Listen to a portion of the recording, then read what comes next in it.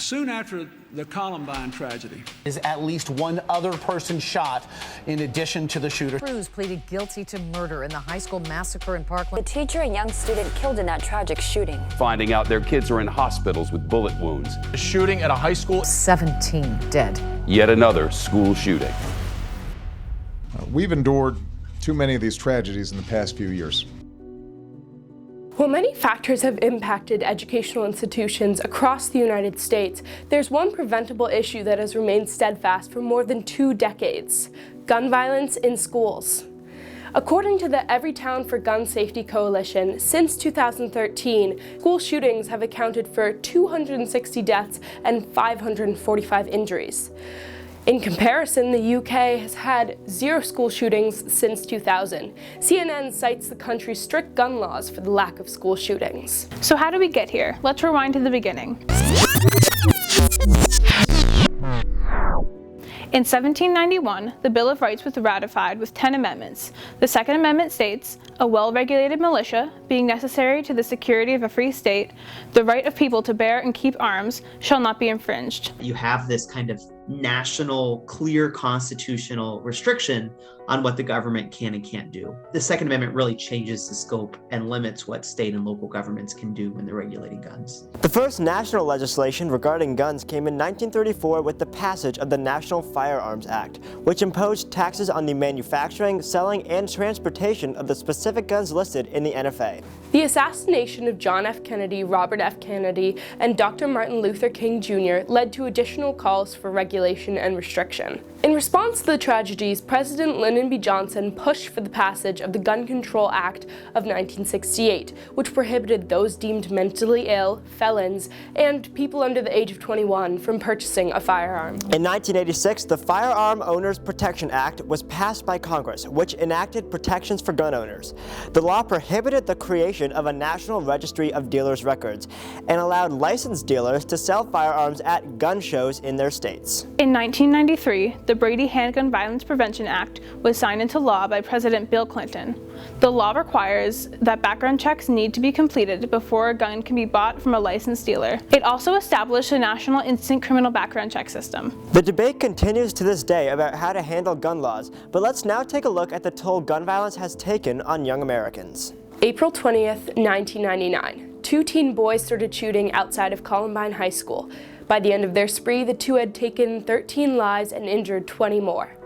At the time, this was the deadliest school shooting in American history. We're much more prepared than we were, say, 10 or 20 years ago. Initially, there's some really obvious changes. There's been physical changes to buildings, the design of buildings, building access. So now it's much more common to have schools that are locked down all day, that are harder to get into. Also, there's changes in more consistent drilling and just general emergency preparedness. Findings from a study by the Washington Post said that from 1999 to 2018, out of the 105 school shootings that were committed by minors, 84 of them used guns that were taken from the child's home.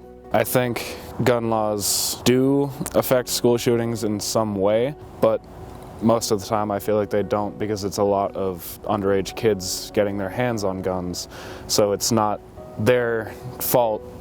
It's the people that were able to buy the gun and gave it to them that's at fault for kind of starting it, but it is the underage kids' use of the gun that's the problem.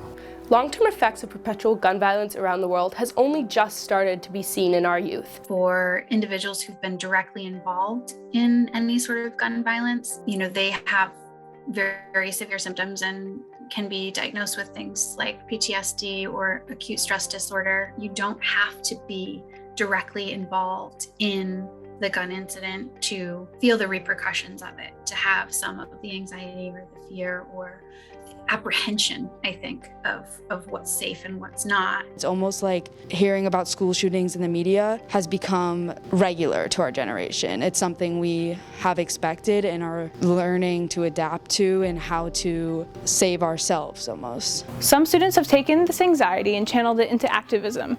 In March of 2018, students around the country organized the March for Our Lives, the main march taking place in Washington, D.C., along with 880 other marches around the country. There is a sense of civic obligation. It seemed like there was the opportunity to put gun violence back on the national agenda. So it's kind of an exciting moment to try to make the most emotional appeal we could to the press and to the state government. The state legislature has the chance to keep kids safe in school, and instead they let 15-year-olds have guns. They let adults have guns, and the adults have kids, and they don't keep their guns safe. And if there's no laws protecting the kids who live in a household that doesn't lock up their guns, or the states that have laws that don't prohibit people going across state lines and bringing back a gun and then shooting up a school, then people are going to get hurt.